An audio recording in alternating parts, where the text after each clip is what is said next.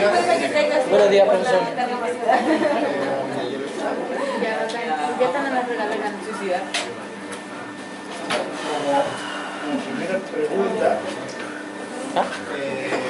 ¿a qué hora generalmente salen los sábados con nosotros? No. ¿Salen más? O sea que el profesor dijo que podía dejarnos salir antes. Pero no le contamos ahora. Pero tenemos que bajar los breaks en el... Tuvimos un break. Claro, es sin break salimos más temprano. Pero ya no hay break menos... No, tuvimos prueba. No, pero igual por eso la clase, si él dijo Pero usted lo hablaba ahora. No, directamente no. es que él dijo que esperaba que hablara. Interacción. Dijo que no tenía ningún problema. Pero parece que todavía está bien, pero parece que tiene que cumplir la hora. No lo podemos contactar. Ya.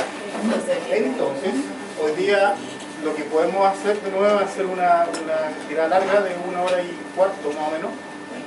Un descanso de 15 minutos y otra hora y cuarto y salimos. ¿Me parece? Estamos saliendo como a la 1:20, 1:30 por ahí. ¿Sí? Y la próxima semana tenemos pruebas. Sí. O sea, no, hasta la próxima sesión. Y va a entrar hasta lo que es esta clase de bienestar. ¿Ya?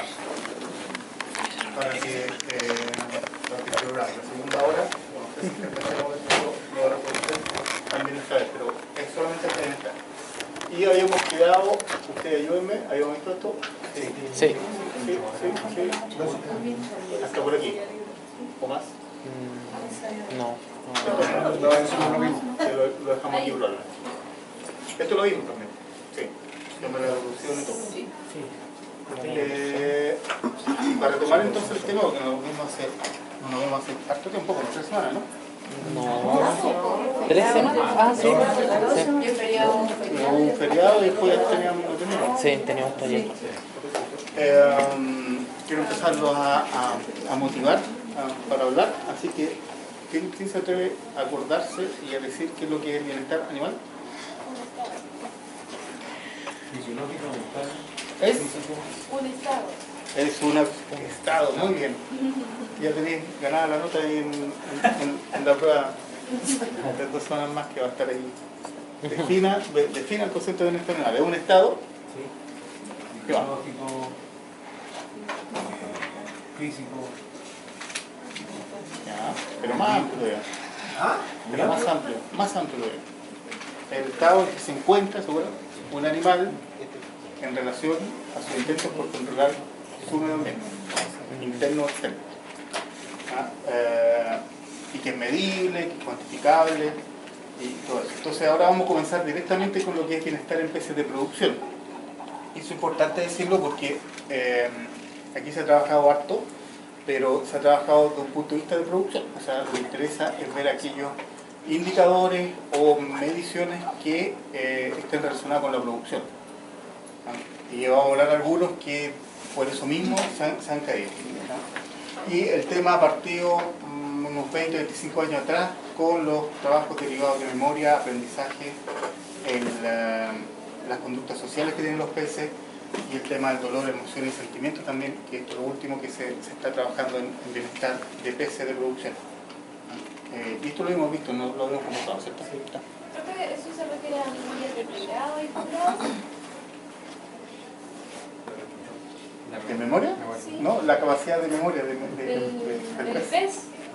Yo pensé que sería de trabajos derivados que se hayan No, estudiado. de memoria del pez. No de memoria de trabajo. De trabajo Tenemos una de... compañera que está trabajando en su memoria con el tema del bienestar del mercado. ¿Sí? ¿Con quién? La Leva Long. Sí, pues. Que es mi... Sí, o sí. Ella nos contaba que los peces tenían un Sí, sistema de pero no es la memoria de ella, es la memoria de los peces, que tiene memoria y eso. Así que eso. Entonces ahora vamos a analizar algunos conceptos y algunas definiciones respecto del bienestar de producción. Como les había contado, hay, además de todo el tema como científico, la importancia o el interés ha derivado porque hay ciertas organizaciones internacionales como la OIE, la conocen, la Organización Mundial de la Sanidad Animal, Organización Mundial para la Sanidad Animal, y la Unión Europea como gran un comité especial para el bienestar animal, han puesto normas de bienestar animal, tanto para animales terrestres como animales acuáticos. Y nosotros somos parte de, por lo menos somos parte de la OIE. ¿Por qué? Porque somos parte de la OMC. La OMC, la Organización Mundial de Comercio, es la que comanda la OIE. Nosotros somos países miembros, entonces tenemos que acatar lo que dice la OIE. Y aquí, no sé si se lo había dicho, pero es importante considerar que la OIE, si bien tiene este título 7 en ambos códigos de terrestre y acuático, que habla sobre el bienestar animal, habla específicamente del bienestar del transporte y la matanza de animales o beneficio de animales, con el fin de evitar la transmisión de enfermedades. Eso es lo que le interesa a la OIE. Y evitar también, y por eso, evitar problemas comerciales. Entonces tiene este sesgo netamente comercial y esta visión del bienestar comercial, ¿no? Que no necesariamente tiene que ver con conceptos reales de bienestar. La Unión Europea tiene también su legislación y también hay certificaciones privadas que, como bien dice en su nombre, certifica que el sistema de producción ha sido monitoreado bajo bienestar animal. Quizás el más conocido es el de la RSPCA. Hay uno para el salmón del Atlántico, hay otro para trucha, hay otro para turbot, y bueno, están todos los de terrestres. Aquí es un sistema donde finalmente lo que hace es colocar en cada una de las etapas de producción estándares mínimos que aseguren el bienestar, y que al final uno puede colocar, o el productor puede colocar una etiqueta en su producto y decir, quizás que este es un freedom food, o sea, está bajo bienestar, estos animales fueron producidos bajo estándares de bienestar, y por lo tanto te puedo cobrar más caro, o tiene un valor diferente. Y se ha visto que en el caso de los salmones, los consumidores, al menos en Europa, están dispuestos a pagar entre un 15 o un 20% más del valor normal por este tipo de productos, cuando saben que están con bajo estándares de bienestar. Estamos haciendo un estudio, pensando quizás por ustedes para el próximo año, este año, no sé cuándo van a comenzar la tesis. Estamos haciendo una línea de investigación, de estudio, justamente sobre eso, sobre cuánto está dispuesto a pagar la población chilena, que no sabemos. O sea, hay muchos estudios afuera, en Europa sobre todo, de cuánto está dispuesto a pagar la gente por los productos que están bajo certificación de bienestar animal, pero en Chile no se sabe. Estamos partiendo, ya llevamos 2 años, el año pasado fue en veterinario. Este año va a ser en ave de postura, y a ver, si alguno quisiera después, cuando quieran hacer la tesis, vamos a seguir con las demás especies. Si quieren hacer algo con respecto a eso, eso básicamente es encuestar a la persona y decir cuánto estaría dispuesto a pagar de más. Sí, Y preguntar otras cosas más. ¿Es caro? ¿Ah? ¿Es caro sin Sí, certificación? pero hay personas que lo hacen. Entonces la idea es buscar justamente el sector poblacional demográfico que lo haría, que probablemente sean los más jóvenes, los que tienen más recursos, pero también hay un límite de cuánto uno está dispuesto a pagar. O sea, si uno dice, ya, ok, me va a costar 100 pesos más, ya, pero me va a costar 200, ya, hasta 1000 pesos más, 5000 pesos más, no. Entonces, buscar ese límite, a ver si los consumidores se comportan igual en Chile que en el extranjero, y cuál es su nivel de entendimiento del bienestar animal. Así que, por si lo tienen ahí, pensaba hacer una tesis en producción o en algo de bienestar, ahí hay. Y quizá el primer tema que hay que tocar son los grandes temas en bienestar animal. Cuando uno habla de bienestar animal, habla realmente de si los peces o los animales o el individuo es capaz de tener este estrés. Vamos a definir también lo que es el estrés. Si es que son capaces de sentir dolor, si tienen estructura anatómica, etc., para sentir dolor. Esos son los 2 grandes temas. Si eso uno es capaz de probar que existen en los animales, en general se acepta que tienen que ser cuidados, tienen que ser respetados de alguna forma su estado de bienestar. Entonces el estrés en peces, si yo les pregunto, ¿Se estresan los peces? ¿Te querés contestar? Sí, están haciendo un poco. Pero ¿por qué se estresan? Cuando uno habla de estrés, el estrés, la definición de estrés es el gatillamiento básicamente del eje hipotálamo, pituitaria, y en el caso de los peces, el tejido intersticial renal, porque ellos no tienen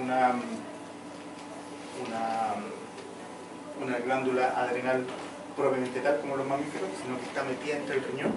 Entonces por eso se dice tejido intersticial renal, que lo que hace es liberar cortisol. Cuando uno habla de estrés, habla de la liberación del cortisol por este gatillamiento a nivel central y la cascada de liberación de cortisol. ¿Existen peces? Sí. El estrés puede ser ambiental, puede ser una enfermedad o puede ser incluso interno. Recordar algún evento dañino puede estresar a un pez. Y eso se ha corroborado en por lo menos unos 5 o 6 estudios. Y eso es lo que hablamos cuando hablamos de estrés en peces. Pero si se acuerdan de fisiología, y yo les pregunto si el estrés es bueno o malo, ¿ustedes qué dirían? ¿Es bueno o malo? Depende del tiempo. Pero en sí, el estrés es bueno o malo. Cuando algo pasa y uno se estresa. Es bueno. Es bueno, ¿no es cierto? ¿Por qué? Porque ¿qué es lo que hace el cortisol, si se acuerdan? Esto es un corticosteroide, un corticoide. ¿Qué es lo que hacen los corticoides? ¿Se acuerdan? Corticoide.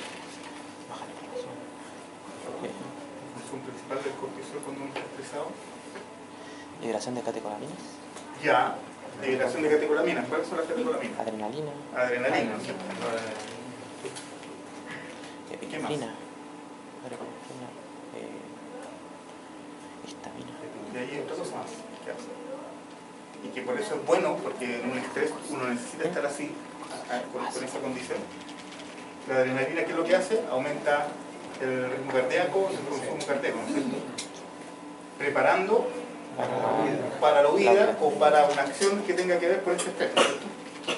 Pero cuando, y si huye, el famoso fight or flight response, que es la respuesta de o luchar o arrancar en un estrés, ¿qué es lo que se necesita para eso? Energía, ¿no es cierto? Entonces, ¿qué se tendría que liberar? Glucosa. Y eso es lo que se libera. Entonces el estrés es bueno porque nos deja en un estado atento, listo para actuar. Y como bien dijeron, dependiendo del tiempo que esté estresado un animal, un individuo, es donde entramos en estado de mejorado de bienestar. Pero el perro tiene poco.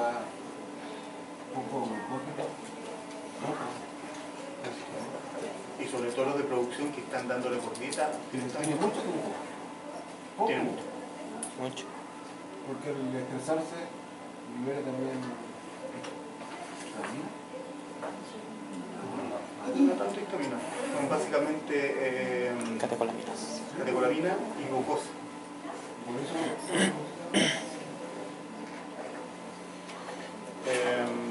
De aquí vamos a ver algunas que es lo que pasa con el estrés en general, como tú estabas hablando. El estrés en general, lo principal que ocurre es la liberación de cortisol, cortisona y aldosterona, pero también afecta a diferentes tejidos y órganos, por ejemplo, con, evidentemente la liberación de ACTH, que es la hormona de estimulación adrenocortical, pero también afecta o tiene un feedback negativo sobre la prolactina, la hormona del crecimiento, tirotrófica, gonadotrófica. También afecta el tejido plomafínico con la liberación de adrenalina, como dijeron ustedes, y con este efecto feedback negativo tiene un efecto sobre tiroides, hormona del crecimiento y también a nivel gonadal, o sea, estados de estrés continuos son malos para el organismo. Como decían bien ustedes, el estrés puede ser adaptativa, que es la buena, y la mala adaptativa. La adaptativa es la corta, la que uno puede superar este estrés y se controla el estrés. Y eso, cuando uno habla de eso, es que el pez, los intentos por controlar su medio ambiente bajo la definición de bienestar fueron exitosos. Y el bienestar no está desmejorado. ¿Qué es lo que pasa aquí en todo caso a nivel interno del pez? Aumenta el cortisol, aumenta la catecolamina, aumenta el flujo branquial, y eso quiere decir que hay más oxígeno disponible para la acción de huida, si es que corresponde, aumenta la glucosa y aumenta la actividad muscular esquelética. ¿Que está bien? Porque cuando uno está estresado tiene que estar así atento, listo para escapar o realizar alguna acción. Profesor, Sí. en cuanto, por ejemplo, que estamos cercanos a una clase que es cerdo. En el caso de los cerdos, cuando se estresan, generan impacto directo sobre la carne misma. En el caso del pez no es así, no genera, por ejemplo, necrosis de algún tipo de tejido muscular o... No, lo que está asociado al estrés en peces, hay dos como grandes temas en peces, en producción estamos hablando mucho, me parece.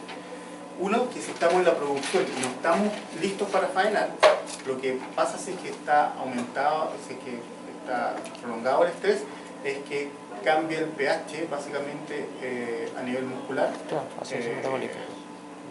Y también lo que sucede es que si es que este estrés es muy continuo, por ejemplo, el pez deja de comer, empieza a tener otros problemas y empieza a comerse el músculo, por así decirlo. Por esta depresión de energía que tiene que empezar a ocupar más energía, empieza entonces con glucosa primero, después para transformar a glucosa, a grasa y después al final proteína, que es carne. Ese es cuando está en producción, el estrés en producción, que todavía no se va a faena, a entrenamiento. Lo que sí se ha visto, que es estrés cerca del faenamiento, cuando van a la matanza ya, por ejemplo, cuando los transportan, ahí lo vamos a ver durante la clase, existe el transporte de los peces hasta el proceso primario, cuando los matan. Si ese está mal hecho y se estresan, ahí sí que tiene un efecto sobre la carne. ¿Por qué? Porque afecta básicamente el pH de la carne y afecta aquí entonces el rigor mortis, por un lado. El rigor mortis se prolonga por más tiempo, entonces los peces cuando pasan por las máquinas y los tienen que filetear, se destrozan, porque no están relajados, no pasó el rigor mortis, todavía están con rigor mortis. Y también ocurren los mismos efectos que ocurren con carnes en cerdo en este caso. Los músculos son mucho más frágiles y empiezan a chorrear componentes intracelulares. O sea, sí se pone... No existe, eso es lo que pasa, no existe estas como categorías que pasan al cerdo, que era la carne húmeda, pálida, suave, y la otra era la pálida, la oscura, no sé cuánto, sí. seca, oscura. Existe solamente esta condición de pérdida de componentes intracelulares. Y ahí, ¿qué es lo que pasa? ¿Qué es lo que se ve físicamente? Que el filete se abre y escurre grasa y líquido. Y se pierde calidad. Profe, pero ¿y en la pesca normal uno igual pelea ahí con el...? Sí, pero que ese estrés es corto. Lo alcanzas a sacar que dentro de minutos le pegáis palo en la cabeza. En la cabeza y lo sacrificáis al tiro. Y ahí ese estrés que es tan corto no genera este cambio de pH. Cuando son con ruedas, sí, en el barco Sí, normal, con masa. en masa. Cuando estamos hablando de pesquería, no acuicultura, pesquería ¿Y qué se tradicional, hace? tampoco existe este estrés que afecta el músculo de esta forma. Lo que ocurre con ese peces es que como son tantos y al subirlo, uno muere por descompresión. Y como son tantos en cantidad, se aplastan y el músculo se daña por ese estilo de... Y el músculo se daña por ese efecto, no por un efecto de estrés de pH. Ahora, el estrés también nuevamente Los trauma, peces son y ese estrés es corto. Afecta Ahí, mucho la carne. no. Sin embargo, hay muy poco estudio de bienestar en pesquerías. Y ese es un tema que lo hemos tratado de abordar tanto en Noruega como en Chile, pero los gobiernos no han pescado. ¿Por qué será? Porque tienen esta visión de que el bienestar en pesquería podría provocar un desmedro a la producción, a la captura. Pero hay evidencias, por ejemplo, de métodos de mantención de peces en grandes piscinas con hielo, por ejemplo, cuando lo sacan, en vez de tirarlo en el barco, tirarlo a piscinas con hielo y que mejora la calidad del producto final. Pero se explora poco. Y ese va a ser un tema importante en el futuro, en unos 10, 15 años más, porque no van a aguantar. Va a llegar el momento donde no van a poder decir que no al tema de bienestar en pesquería. El estrés. El estrés, cuando es mal adaptativo, ya está por mucho tiempo, o el pez no es capaz de recuperarse del estrés, existe una mala adaptación a esto, entonces existe un aumento del flujo iónico, una acidosis metabólica, y si sigue por más tiempo o más fuerte, lo que sucede es que el cortisol un corticoide y por lo tanto afecta la respuesta del sistema inmune y bajan los linfocitos circulantes, disminuye la inmunocompetencia, y si es más todavía, disminuye la capacidad reproductiva y la capacidad de crecimiento. Si uno lo ve así, claro, todo esto son cosas malas para la producción. La capacidad de crecimiento y la capacidad reproductiva. ¿Y eso cómo puede pasar en una parte acuícola con hartos peces? ¿De qué forma? Por ejemplo, esto puede pasar un estrés por alimentación. Cuando estamos en la undécima región, en un fiordo perdido y se te acabó el alimento y tenés que pedirlo y se te demora una semana. ¿Ahí ocurre canibalismo entre peces? Y empieza a caer. Además de esto, que es como el estrés fisiológico, ocurre toda esta otra cosa, que es canibalismo, peleas entre ellos, eso se ve. Hay especies que son mucho más peleadoras que otras, y dentro de las tres que más se cultivan en Chile, que es salmón del Atlántico, trucha y salmón cojo, la más peleadora es la trucha. Después viene el cojo y después viene el Atlántico. Quedaron cojos. Y eso pues, empiezan a morderse y más estrés, que es más adaptativo. Como bien ustedes saben, esta curva del estrés probablemente ya la han visto, el síndrome general de adaptación, cuando existe este estresor, el tiempo de uso de energía, disminuye el uso de energía aquí. ¿Por qué? Porque aumenta la cantidad de glucosa circulante, entonces es como una compensación a eso, y después aumenta el consumo de energía. Hay una fase de resistencia donde el pez está tratando, o el individuo está tratando de compensar, pero si es que sigue el estresor manteniéndose en el tiempo, existe una fase de agotamiento con todo, y que siga más aún, siga agotamiento del uso de energía y finalmente los animales mueren si que están estresados. Profe, a nivel de laboratorio, ¿cuánto tiempo es que tiene el pez para producir el estrés ya crónico? Va a depender qué tipo de estresor es. Si es un estresor fuerte como un tema de calidad de agua, oxígeno, algún metal, algún compuesto en el agua, puede ser bastante rápido. A partir del cuarto día ya empieza a haber este tipo de mala adaptación. Y se mueren bastante más rápido también. Pero por ejemplo, alimentación, un estrés por alimentación, donde están controlados los factores sociales que vamos a ver después, que es el tema como de agresión, los peces tienen la capacidad de reusar los recursos, incluso son bien especiales, pueden durar hasta un mes sin comer, sin tener un efecto descompensado, una compensación de este tipo. Incluso siguen creciendo, pero se adelgazan. Pero todo es de días en adelante. ¿Ah? Todo es de días en adelante, nada de horas. No, nada. Ni siquiera la matanza, o sea, la faena.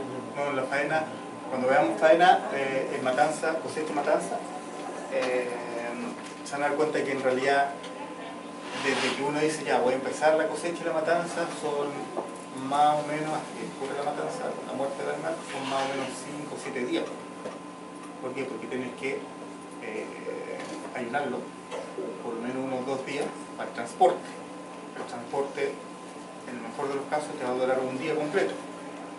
Entonces ahí ya tienes 4 días, 5 días.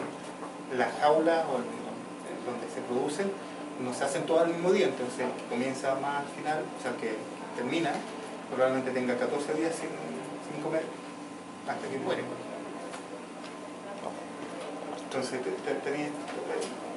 cuando uno habla de matanza, claro, no es la matanza que ustedes conocen, que se agarra al animal o un matadero y tiene, el día ya está listo. Son días. Y no se puede hacer de otra forma. Vamos a ver ahí cuando hablemos de matanza que hay una forma in situ, pero es la que menos se ocupa porque es menos operativa. Se ocupa la planta primaria, todos los peces hacen la planta primaria. Entonces, se estudió si que existía estrés en los peces, sí existe estrés por los mismos mecanismos, por las mismas hormonas, neurohormonas que se liberan en los demás vertebrados. Otro gran tema que se preguntó en algún momento, si que sentían dolor los peces, bajo el concepto de dolor de la Sociedad Internacional para el dolor se define así, como una experiencia sensorial objetiva o emocional subjetiva, desagradable, acompañada de un daño tisular real o potencial, o la descripción de este.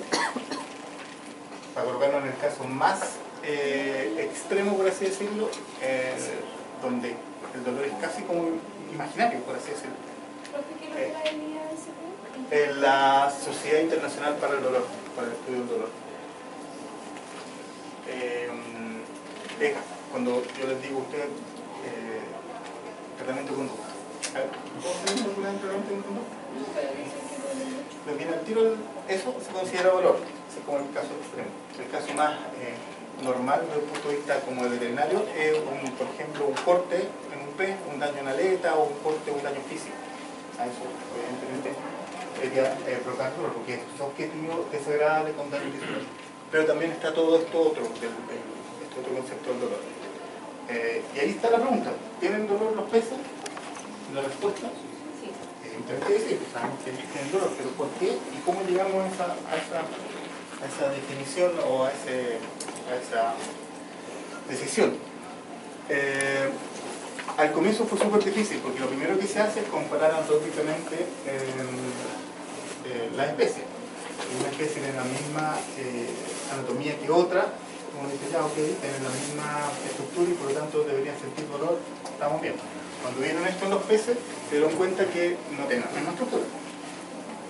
De hecho, la sustancia gris y la sustancia blanca están invertidas en los peces. Las estructuras no tienen la misma conformación como en un mamífero, en este caso un hombre que tiene una neocorteza, un telencéfalo, amígdala, hipocampo, no está de esta forma totalmente distribuido. El telencéfalo se encuentra acá, el palio acá, el cerebelo por acá, incluso dentro de los mismos peces es diferente anatómicamente los sistemas nerviosos centrales. Entonces todos dijeron ahí, no pueden sentir dolor. Es tan diferente anatómicamente el sistema nervioso central que no pueden sentir dolor.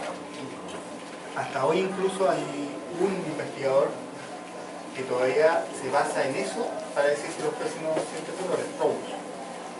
A pesar de que, como vamos a ver, toda la evidencia señala lo contrario. Lo que hicieron después fue tomar el sistema nervioso central de los peces y empezar a hacer corte histológico y se dieron cuenta que tenían las células, las mismas células neuronales capaces de procesar la información. Entonces ahí dijeron, ¿sabes qué? Parece que sí. Lo que pasa es que está distribuido anatómicamente diferente, pero eso no quiere decir que no puedan ser capaces de sentir dolor. Ya, ok, pero veamos otras cosas que están asociadas al dolor. Y ahí lo que hicieron los investigadores fue medir la conductividad eléctrica, a ver si es que un axón, un noniceptor, una neurona de dolor, puede conducir la información igual que un mamífero u otro vertebrado.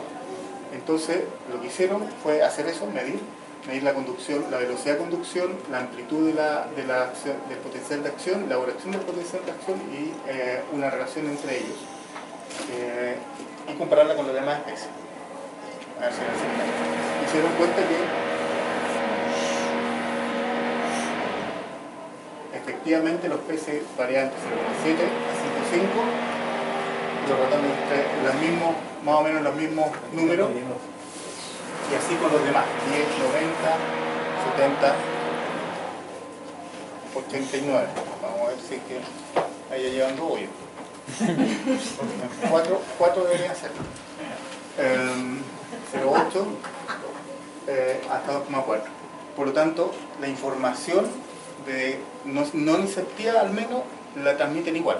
Tenemos las estructuras similares y el envío de información dolorosa también. Pero no es suficiente para decir que un animal tiene dolor con eso, porque puede ser solamente un cambio electroquímico, como ustedes bien saben, por neurona. Finalmente lo que se hizo, lo que hizo Line Snedon durante su tesis doctoral en Liverpool, el 2003-2005 lo publicó, pero lo hizo en el 2002, todo su trabajo, fue ocupar la técnica que es el uso de opioides. En neurociencias, cuando uno, los médicos sobre todo, los científicos, están de acuerdo que un animal es capaz de sentir dolores cuando uno aplica un estímulo doloroso, conocido como doloroso, a un animal y cambia la conducta y cambia la fisiología del animal. Pero además, si es que uno después entrega un opioide, que es un analgésico potente, los opioides, ¿cuánto han hecho farmacología? Todo. ¿Qué eran los opioides? ¿Se acuerdan a dónde actúan? No, Los opioides, ¿a dónde actúan?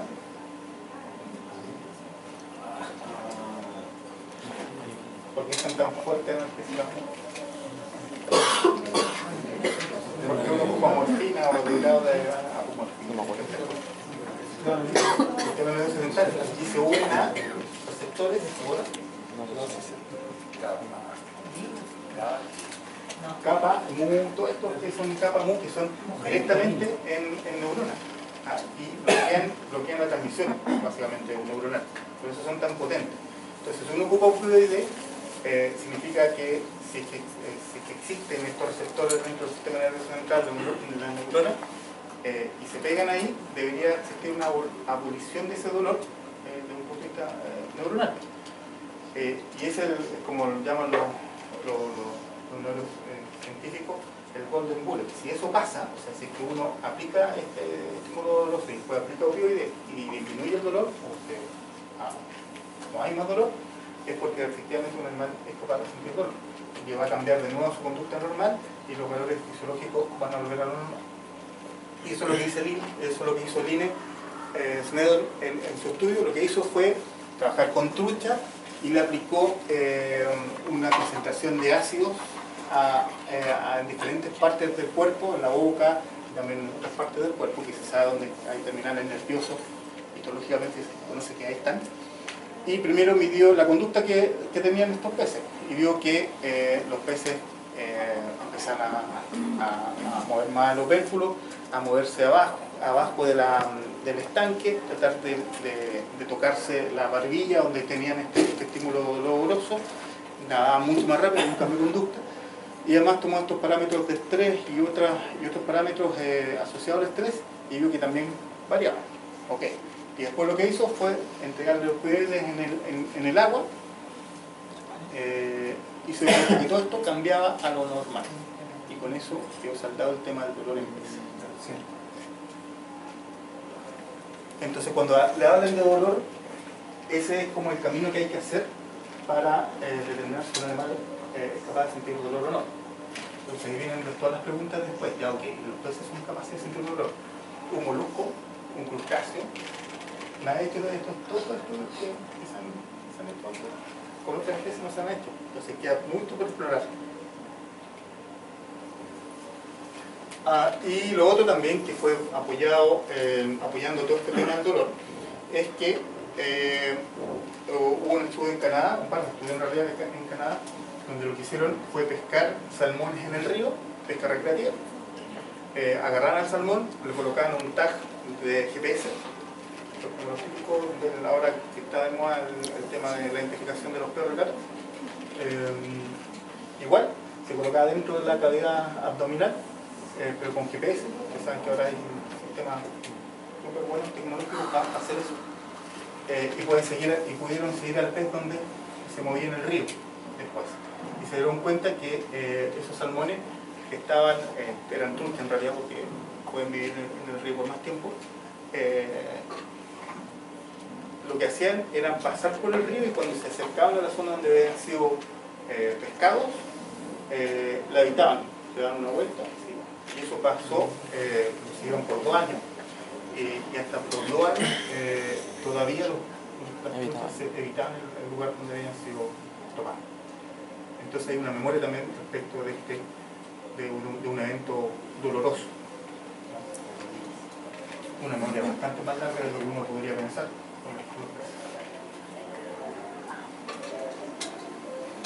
Están soldados que son capaces de producir estrés, o tener estrés y tener dolor. Entonces puede haber una pregunta ya, ok, entonces nos tenemos que ocupar del bienestar de los peces, de producción, en este caso, pero ¿cómo lo hacemos? Y hay una pregunta, ¿cómo medimos el bienestar? En un inicio, estamos hablando del año cuando empezó a tomar mucho más fuerza esto, en el año 70, los 80, el bienestar se medía, por así decirlo, en 2 grandes áreas, con variables microscópicas y variables macroscópicas. Lo microscópico es lo que uno no ve a simple vista, así de fácil. Lo macroscópico lo hace a simple vista. Y tomado así, ¿ustedes qué cosas podrían ser entonces lo micro? ¿Ustedes me podrían decir alguna variable microscópica que podrían tomar para ver el bienestar? Cortisol, ¿no es cierto? Porque no lo puede ver, tienen que mandarlo por un análisis y ver la estructura química de un neumático. Toda la variable sanguínea, eritrocito, línea blanca, etc. ¿Cierto? Por ejemplo, si está... hola. Si está enfermo un animal, un corte histológico, ver los cambios que existen en la estructura del tejido, ¿no es cierto? Y lo macro, conducta básicamente, ¿no es cierto? ¿Qué otra cosa más uno puede ver macro? Color. Estado general. Cuando tú dices el estado general, como por ejemplo, ¿qué te fijaría? Tamaño de los peces. Condición corporal. Condición corporal, ¿ya? ¿Cómo se mide la condición corporal en peces? ¿Alguien lo sabe? Porque uno sabe en otro animal, ¿no es cierto? En la vaca uno mira atrás y ves cuán llenito está y uno lo cataloga, ¿no es cierto? Las patas y estas cosas que ustedes saben. Por el largo, ¿ya? El largo. Por el ancho. Por el ancho. Que recién lo dijo, que se alargan pero adelgazan. El largo dividido por el peso es. Así es la condición. Largo dividido por el peso. Es el famoso condición corporal en el peso. Hay unas modificaciones matemáticas para que sea el modelo más efectivo, pero básicamente eso, el largo dividido por el peso. Y así fue en el 70 y el 80, pero se dieron cuenta que esa clasificación de como mirar todo, así lo que puedo ver a simple vista, lo que puedo medir bajo un microscopio, por así decirlo, está incompleto o no está bien. Porque, por ejemplo, lo macro también está condición ambiental, ¿cierto? Si es que el agua está bien, si es que le estoy dando suficiente espacio, ¿cierto? Densidad poblacional, pero estaba mal mirado. Y ahí llegó el nuevo concepto más aceptado de bienestar animal, que es la condición que encuentra un animal en relación a su instinto contra el medio ambiente. Y de ahí salió una definición mucho más precisa de cómo medir el bienestar, y el bienestar puede ser medido a través de variables basadas en el animal y las basadas en el medio ambiente. ¿Ah? Y es mucho más claro la forma de medirlo. Y si están estas dos formas de medir, ¿cuál creen ustedes la que más se acepta, la más valiosa? Estas dos, porque estas ya no se ocupan. Ahora, cuando uno habla de bienestar animal, uno habla, ay, ¿qué variable ocupaste? No, yo ocupé variables basadas en el animal. Ay, ¿tú cuál ocupaste? La basada en el medio ambiente. ¿Cuál creen que es la que tiene más valor? Animal. Levante la mano al animal. Levante la mano al medio ambiente. Más o menos dividida la cosa. ¿El ambiente influye?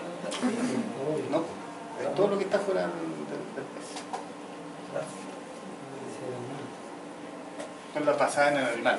¿Por qué? Porque parece que el bienestar es una condición propia del animal. Entonces, en la medida que uno pueda medirlo en el animal, es mejor que medirlo en el ambiente. De hecho, uno puede entregar de todas las condiciones ambientales, de calidad de agua, oxígeno, que hemos hablado en las clases pasadas, oxígeno, temperatura, calidad microbiológica, etcétera, pero aún así el bienestar puede estar mejorado. Entonces son las que más ocupan, las más potentes son las basadas en el animal, pero también siempre se incluye las basadas en el ambiente, pero las más fuertes son las basadas en el ambiente. Entonces, típico punto. Y lo que nos interesa a nosotros en realidad en producción, en todas las producciones, es contar con indicadores de bienestar. Bienestar basado en el animal y en el medio ambiente, pero que sean lo más importante acá y que no aparece, no sé qué aparece, en la O del indicador operacional de bienestar, que sean operacionales. No nos interesan a nosotros indicadores que no sean operacionales. Los operacionales, y eso te pido pregunta, prueba, ahí tiene la prueba. ¿Cuál es la diferencia? O diga la definición de un indicador de bienestar operacional. La diferencia es que estos son fáciles de medir en terreno y bajo condiciones normales de producción. ¿Ok? No sacamos nada con medir cortisol. Si puedo medir cortisol en mis peces. ¿Por qué?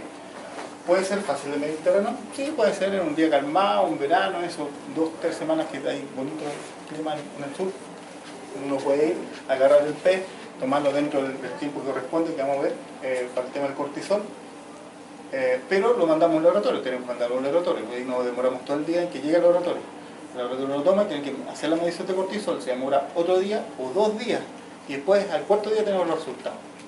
¿Es operacional? No, porque en el momento que uno toma esa muestra no te dice cómo está el pez. La idea de operacional es que te diga en ese momento. Uno puede decir, ¿sabes qué? Estos son los indicadores, los puedes chequear. Y con esos indicadores uno puede decir, ¿sabes qué? El estado de bienestar de este pez o de este grupo de pez está desmejorado o mejorado. Eso es lo que lo hace operacional. Y esos son los que importan en producción, que sean medibles, cuantificables, si no, ¿cómo? O sea, si uno no los cuantifica, no los mide, no puedes comparar después si está bien o está mal. Y que sean incorporadas también en el sistema de mejoramiento. Ok, este indicador, como vamos a ver a continuación, está desviado. Este indicador que está desviado tengo que controlarlo. Si no lo controlo, voy a seguir en un estado desmejorado. Entonces, ese indicador tiene que ser incorporado a este sistema de mejoramiento. Si no, no sirve. Yo lo mido y no puedo hacer nada respecto de ese indicador, o para variar el bienestar, para mejorarlo, no sirve ese indicador. Nos tiene que servir para poder hacer un cambio en la producción y que mejore el bienestar. ¿Se entiende? ¿Qué ejemplo habría ahí? Por ejemplo, un ejemplo típico extremo, un excelente indicador de bienestar es un electroencefalograma, ¿cierto? Vamos a colocar este electroencefalograma, se pueden colocar en peces, ¿se puede colocar en peces? Sí. ¿Se puede colocar en producción? No, no operacional, porque no vas a andar colocando un electroencefalograma. Y aquí ahora vamos a revisar todos los que son indicadores que sí se ocupan, que son operacionales en producción agrícola.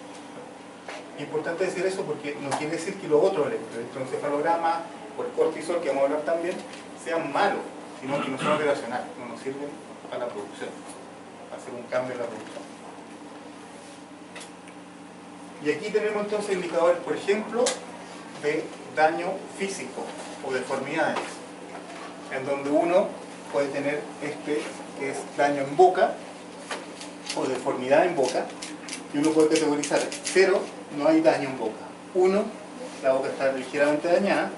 Y 2, está mucho más dañada, y hay otros, puede llegar hasta 3, 4, 5, dependiendo de la escala que uno le dé.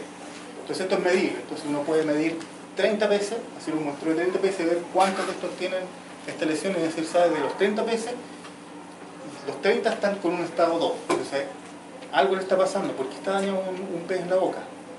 Uno sabe por qué está dañado un pez en la boca. Puede ser por una falta de alimentación, por agresión, o porque quizá el estanque o la jaula tenga algo que le esté dañando.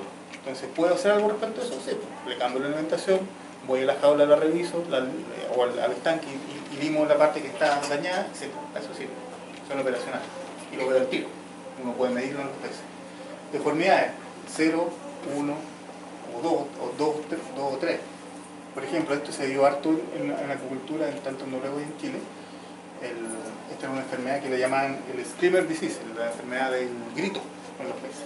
Porque los peces tenían esta deformidad con la boca como abierta o deformada. Esto evidentemente les provoca un nivel de bienestar mejorado al animal.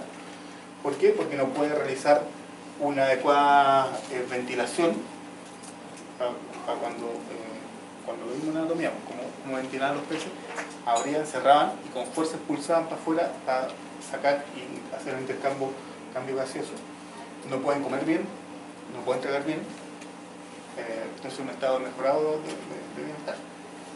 Cuando se dieron cuenta de esto, ¿ustedes qué es lo que harían? Uno puede medir peces y lo que hicieron ellos fue medir peces y veían que 25 peces de 30 tenía este síndrome. ¿Profe? ¿A qué se debe eso, por ejemplo? ¿Cómo hacen esta medición? ¿Sacan el pez, lo revisan y eso? Sí. ¿Y cuánto dura un pez así fuera del agua? ¿Cuánto va? Es que hay muestreos letales y muestreos no letales. Los muestreos letales se mata el pez. ¿Por qué? Porque cuando se mata, tú lo que requieres es ver otras cosas, que no solamente por fuera. Se revisa entero. Se revisa entero. Y ahí, por ejemplo, hace una necropsia que la vamos a hacer en 2 sesiones más, la forma de hacer la necropsia. Y uno puede ver órganos internos y esa tiene que ser letal. Pero más puede revisar todo esto. Y la otra, la no letal, donde se sacan peces, se dejan en un cubículo con un anestésico y se revisa. Pero así no se sabe con certeza cuánto rato dura un pez así fuera del agua. Fuera del agua. Te dura Porque ahí un está salmón. esta casa. Un salmón, unos 2 o 3 minutos. Porque hay esta pesca con devolución y ¿Sí? no le pasa nada cuando... O sea, están estresados, evidentemente. Lo peor que le puede hacer a un pez es sacarlo del agua. Es el peor estrés que le puede hacer a un pez. Es como meternos nosotros debajo. Lo peor que nos puede pasar. ¿Y después su vida continúa normal? Ese estrés, ¿O lo... ahí lo vamos a ver cuando hablemos de estrés. Ese tipo de estrés te tira el cortisol para arriba y te desencadena todo esto de liberación de glucosa, que te camina así ¡buah! Hasta arriba. Y después bajando en 1 o 2 días y está abajo. Eso es un estrés fuerte, pero se normaliza. Si ese estrés tú lo repites varias veces y lo haces de forma como que si quisiéramos agarrar el pez varias veces, el mismo día, a la misma hora, vamos a ver otro ejemplo en producción, el pez se acostumbra. Lo que se llama el acostumbramiento en etología, los animales se acostumbran a un estrés.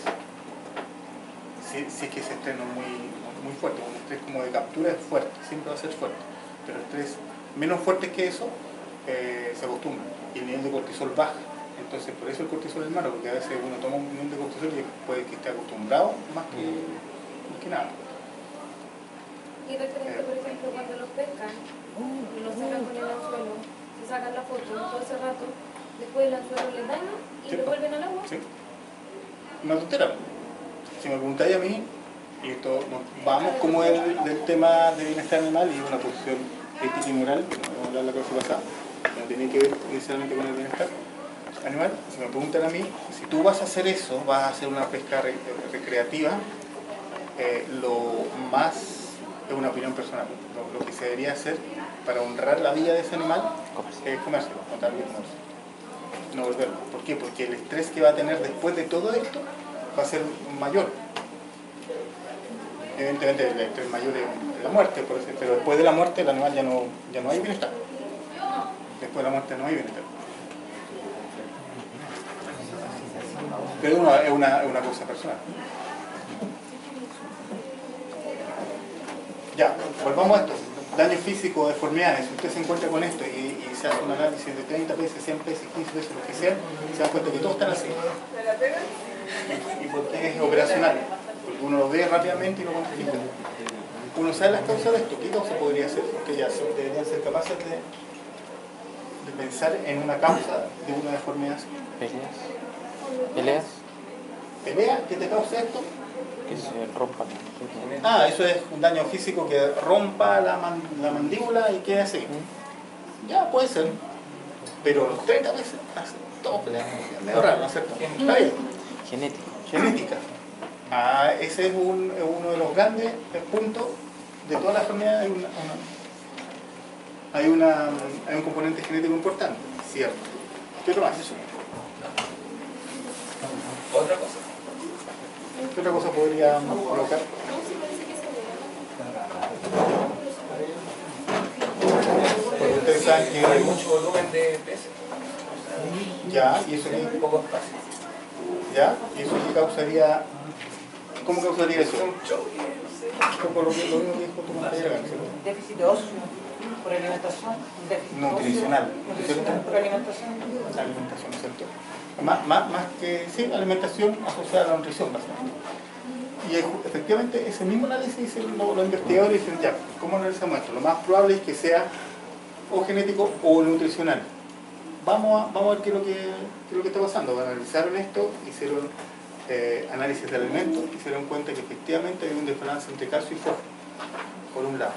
Cambiaron eso y se dieron cuenta que esto disminuyó bastante, pero hay un componente genético. Y después avanzaron el componente genético y se dieron cuenta, se fueron para los padres y los abuelos, se dieron cuenta que también tenían la descendencia también tuvo esto, entonces empezaron a hacer mejoramiento genético y en combinación ya esta enfermedad no se ve. ¿Por qué? Porque se controla la genética y la nutrición. En este momento, esta enfermedad de Schimmer disease, por el lado genético, está resuelto. Cuando uno lo ve, es básicamente nutricional. Entonces, si tú sabes que lo ves ahora, te vas para el sur y ves un Schimmer, en vez de Schimmer, lo que tienes que sospechar al tiro es nutrición, y si sospechas nutrición, ¿a dónde vas? A la planta de alimentos, pegarle al que está mezclando el alimento porque lo hizo mal. acá no se da los problemas genéticos por consanguinidad. Sí, pues. Sí, y hay que tener mucho ojo, sobre todo si se acuerdan del tema que habíamos hablado en estadística de la uva importada. Casi toda nuestra producción es interna, nos proveemos nosotros mismos de nuestros reproductores y de nuestra uva, y caer en consanguinidad es súper fácil y tener cuidado. ¿Y alguna patología asociada a nivel óseo puede haber? También, bueno, vamos a ver ahora a continuación, bueno, es un proñatismo también genético. Acá, por favor, me salté una, pero deformidades a nivel de vértebra. Y ese también es un componente alimenticio y genético. Estos son indicadores fáciles de ver. Uno mide, no sé, X cantidad de peces, generalmente son 30 por jaula, para determinar y medir cuántos de estos tienen algún componente o algún fallo. Otro, sí, está en la otro indicador de daño físico está la exoftalmia. Disculpe, ¿cómo dijo que se llama? Schimmer disease. Schimmer disease, de enfermedad del irritador. Scream. Exoftalmia, ojos para afuera, esto es típico en enfermedades, en ciertas enfermedades se da como un signo patognomónico. Daño en piel, de este estilo o de este otro estilo. Cuando uno ve PCA así, son diferentes tipos de daño, ¿cierto? Este tipo de daño, ¿quién pensarían ustedes? Mecánico. ¿Ah? Traumático. ¿Traumático? Analicémoslo bien. ¿Cómo es? ¿No es cierto? ¿Qué lesiones producen este tipo de lesiones? O sea, ¿qué cosas producen este tipo de lesiones en una redondita? ¿Ah? Hongos. Hongo, pero un hongo te llega hasta casi el estómago, ¿cierto? Un virus tampoco llega tan un parásito interno que salga desde Alien. Alien. hay parásitos pero que provocan esto algo tan redondito. ¿Alguien ha visto abscesos? ¿En peces? ¿En peces? Son redonditos y cuando explotan quedan así, que un hoyo para adentro. Y esto se llama, aquí ya está muerto. Estos fueron muestreos letales para justamente poder, justamente tomar muestras de esto, porque aquí uno al tiro dice, mira, ¿sabes qué? Esto hay un 50% de peces con esta lesión, ya vamos a tomar peces, y uno toma muestras. ¿Por qué? Porque lo más probable es que sea una bacteria, ¿no es cierto? Esto es una lesión como de absceso, ¿no es cierto? Abierto, así ya cuando ya explotó. Y de hecho, esta es la enfermedad que se llama furunculosis en los por Aeromonas salmonicidas. Esto cuando veamos la parte enfermedad lo vamos a ver. Esta es la típica lesión de bacterias. Y si uno sabe que esta es la típica lesión de bacterias, entonces, ¿qué es lo que tiene que hacer uno como medida remedial para mejorar el bienestar por una infección? Medicar, ¿no es cierto? Medicar a los peces si están así de mal, lo que habría que hacer es medicarlo por inyección y después darle por vía oral. En cambio esta, claro, esta puede ser un hongo, puede ser un virus que esté atacando. Mucho más dispersa la lesión, pero son indicadores medibles. Profe, pero en ese caso darle antibióticos será, no sé, contraproducente porque si es para beneficio del cuerpo. Ah, ya, sí. Los residuos. Justo eso no Bueno, quiero el recibir periodo todo de eso, ¿no es cierto? resguardo Sí. y los costos. Sí, de un punto de vista de bienestar animal, no medicar a un animal enfermo no se puede cesar. Y por eso, por ejemplo, la discusión que existe por mucho de que en Chile sea tanto antibiótico de los salmones es porque hay una bacteria, cuando hablemos de enfermedades, una bacteria específica que lo tiene complicado, que se le tiene que dar porque se enferman los peces. Y un animal enfermo tú lo tienes que medicar, lo tienes que tratar. Si es que tu bacteria, que tú sabes que es una bacteria que puede ser contrarrestada con antibiótico, le tienes que dar antibiótico. Y por eso es que se usa antibiótico. Entonces lo que dicen, no, hay que dejar de usar antibióticos en los salmones. Entonces te van a morir los peces enfermos. Eso es lo que quieren. No se puede, no se puede hacer eso. En este caso, por ejemplo, con este tipo de peces, lo que se hace en la industria, en todas las industrias animales, de producción animal, es que se tiene que tratar al animal con antibióticos. Y se tiene que esperar el periodo de resguardo. ¿Lo han escuchado ahora este término, cierto? En farmacología probablemente lo veo. El periodo de resguardo, el otro que llaman el periodo de carencia, en donde uno tiene que esperar que el antibiótico pase por todo el organismo, por todos los compartimentos que tiene el organismo y sea metabolizado y excretado.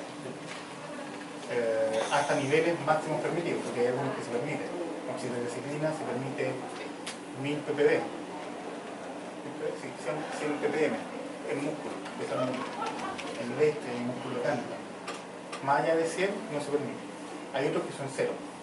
¿Algunos cuál era el 0? Lo que no se permite, por ejemplo, ningún tipo de... O sea, 0 no existe, saben que no se puede medir el 0. ¿Cómo es el 0? No existe. Hay algunas penicilinas. Inolona, por ejemplo. En los procesinos,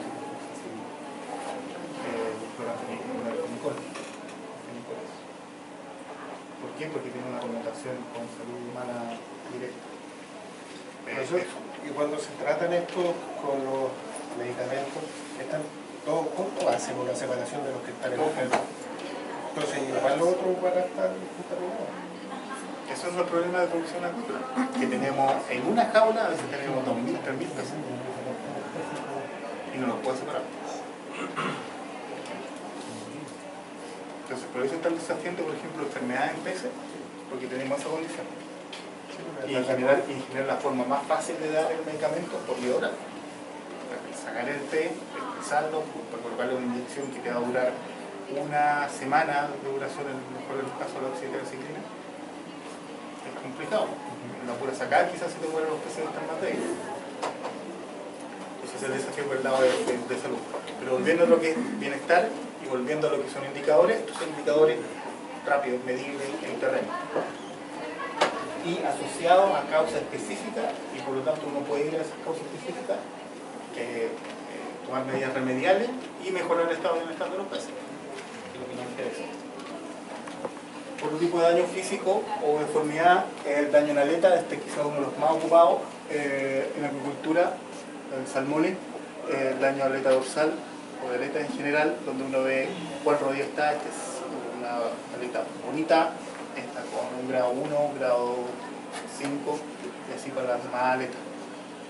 Y como les decía, la deformidad de columna vertebral también se pueden medir, cuantificar. Hicimos un buen, este es un review, un paper con los noruegos del impacto de la herida y deformidad del pez. Noruego, canadiense, australiano. ¿Qué otras cosas podemos medir en el pez? Nuevamente basado en el animal.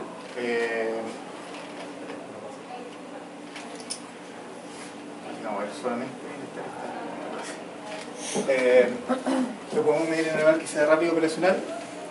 Tasa de ventilación. Tasa de ventilación se ve como la apertura y cierre del opérculo en los peces. Y eso es fácil de medir. Uno se coloca al lado de un estanque o de una balsa jaula y mira los peces. Eso falta harto en acuicultura, que el productor o el operario se acostumbra a mirar a sus animales. Como en otras producciones eso está como... O sea, todos lo hacen, porque uno va todas las mañanas a mirar la vaca, a ver cómo está, o los tanquitos. En la acuicultura se hace re poco, y eso está cambiando en todo caso. Tasa de ventilación es fácil de medir. Por ejemplo, esta línea negra es cuando se aplica un estresor que era echarle, o tratamiento de formalina, echarle formalina al agua. Tiempo cero hasta 1 hora se colocó eso. Lo que uno ve es que empieza a subir la tasa de ventilación durante todo el periodo donde está el estresor. Uno lo puede medir, son 200% de aumento de la tasa de ventilación, y uno mide cuánto está ventilando, y después uno ve cómo va bajando en el tiempo. Y lo otro también que se puede medir fácilmente es el boqueo en los peces. No sé si ustedes lo han visto, quien tiene, el que ha tenido acuario, probablemente lo conoce, que el pez va arriba a la superficie y hace como boquear y tratar de tomar aire, pero también puede ser dentro del agua, y uno puede medir cuánto boqueo hay. Y eso está relacionado a aumento de tasa de ventilación, y boqueo está relacionado a, básicamente, ¿creen ustedes qué cosa? Hipoxia. Falta de oxígeno. Es así de sencillo. Entonces lo que uno hace, en vez de estar tirando una cuestión para medir el oxígeno, mira los peces. Y tú dices, esto nos falta oxígeno, vamos, metamos el oxígeno al estanque. Y remediar rápidamente esta situación de estrés y de bienestar. Otro también que se puede ver es, como indicador, son cambios de color en piel. Por ahí lo dijeron en algún momento. Este es un pez plano que se camufla muy bien. Eso es lo que debería pasar.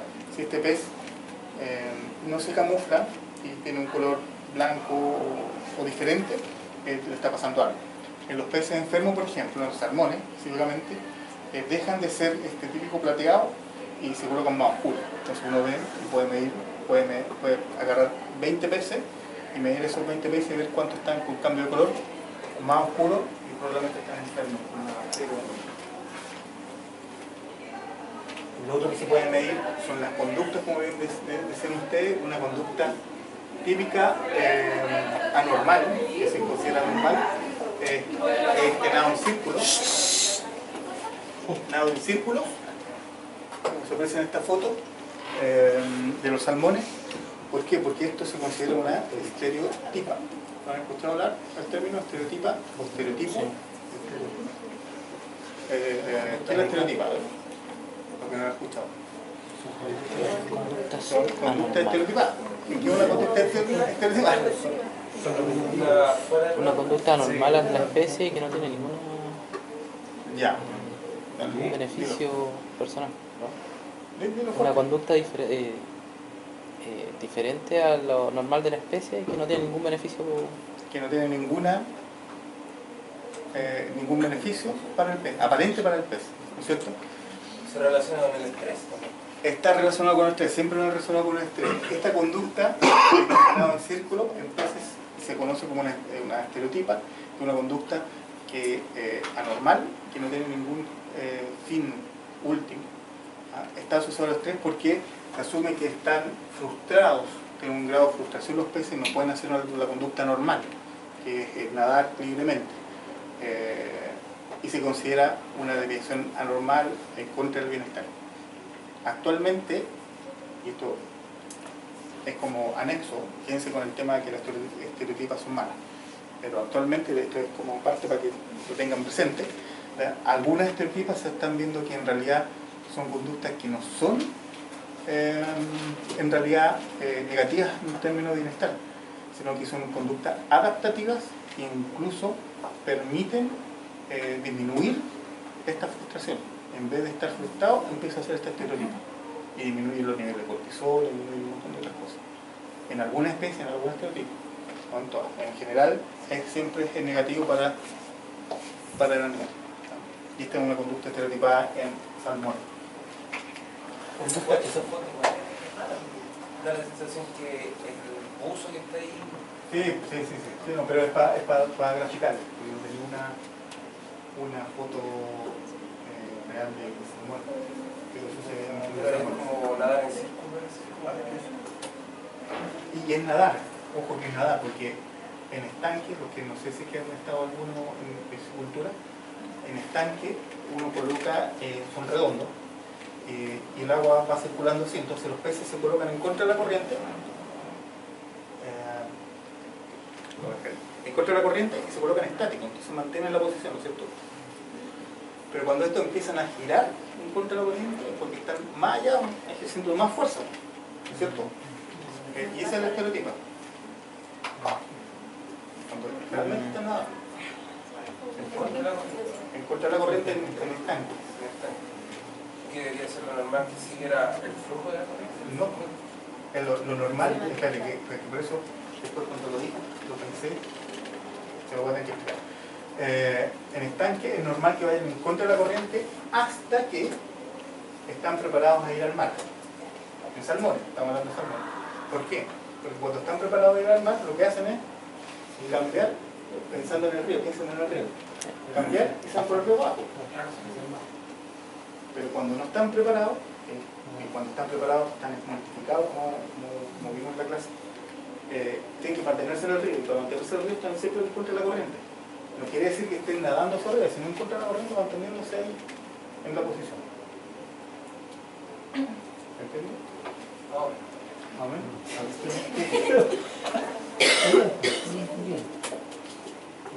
¿Qué no entiendes? ¿En la parte de la producción? ¿En el estanque? No, a lo que estábamos conversando con este ratito. Como que cuando nadaba dentro de la Sí. y el flujo nadaba en contra del flujo.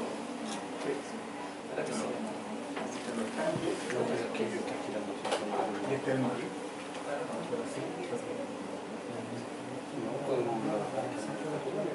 Pero lo hace dentro, ¿sí? El mar es un cubo así, con la red ahí, están adentro. Este en tierra, donde está la especie aquí,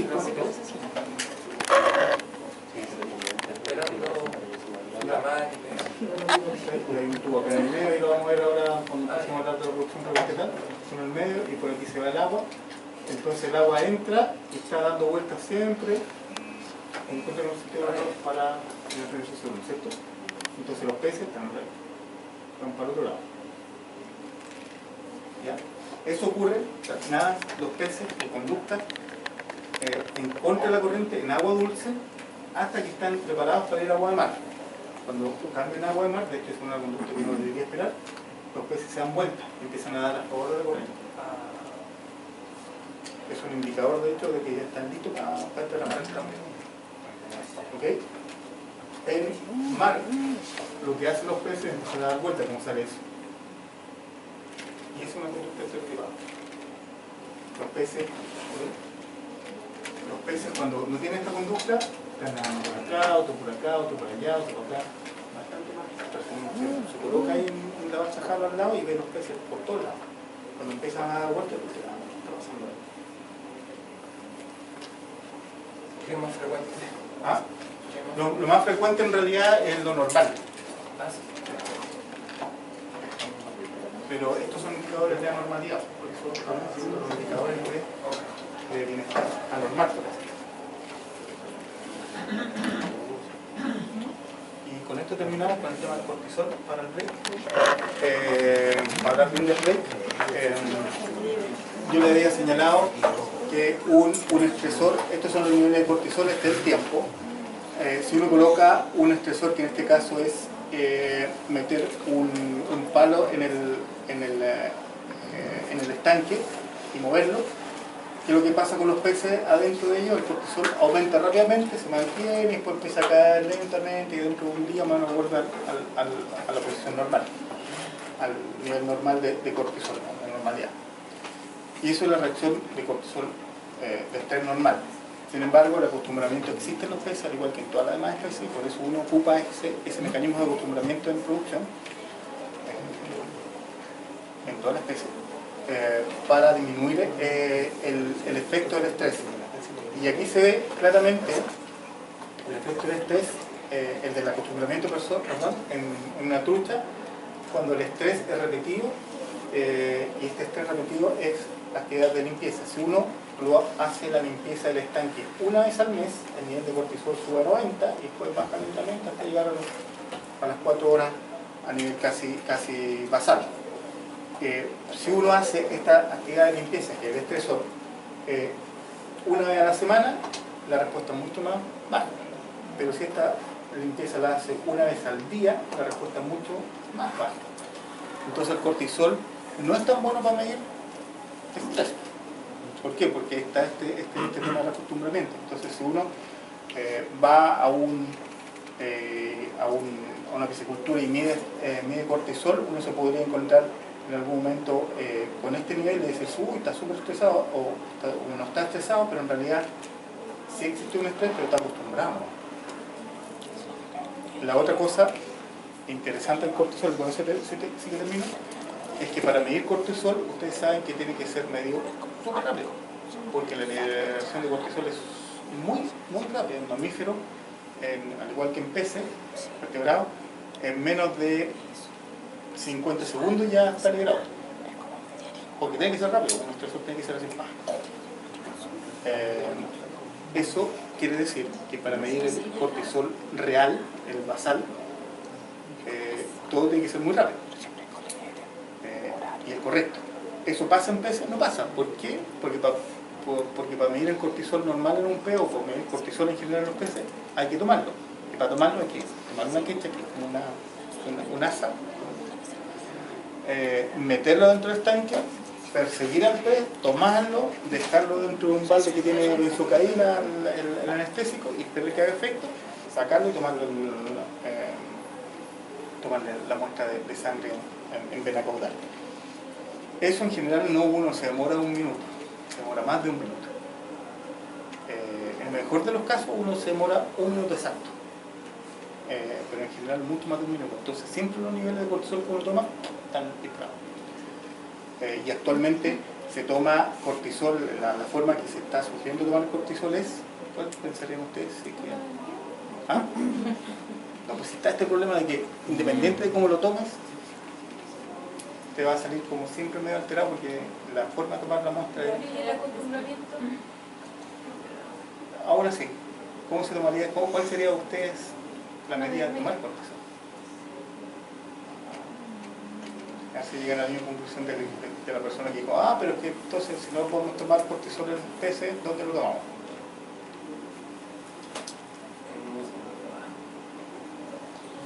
Puede ser, podría ser, pero encontraré muy poquito como para decir, ¿sabes qué? ¿Cuál es el nivel más? Para llegar a músculo, el cortisol igual se metaboliza, entonces lo tiene en agua. Muy bien, pero ¿Alguien lo había pensado, no? no se supone que el agua corre, está en el mar. No, pero ¿Cómo? en En el estanque. Ah, En estanque y en el agua de mar también podría ser, pero está este problema de que va corriendo siempre. Pero en agua. Al igual, y esto pasó porque se dieron cuenta que cómo se tomaban, por ejemplo, el cortisol en animales silvestres. ¿Cómo se toma el cortisol en animales silvestres? Sí, pero también pasa lo mismo, para atraparlo. Entonces dijeron, chicos, La orina. necesitamos medir el nivel de cortisol real que tienen. ¿Cómo lo hicieron? Con feca. Y ahí uno ve a los científicos y a los veterinarios también buscando la caquita para medir cortisol en feca, porque se metaboliza y qué hay en feca. Entonces uno puede ver los cambios que existen y correlacionarlos con la fisiología por feca. Entonces el cortisol, si bien es súper buen indicador de bienestar, no se ocupa en la agricultura, en la agricultura. Ya. Haremos 15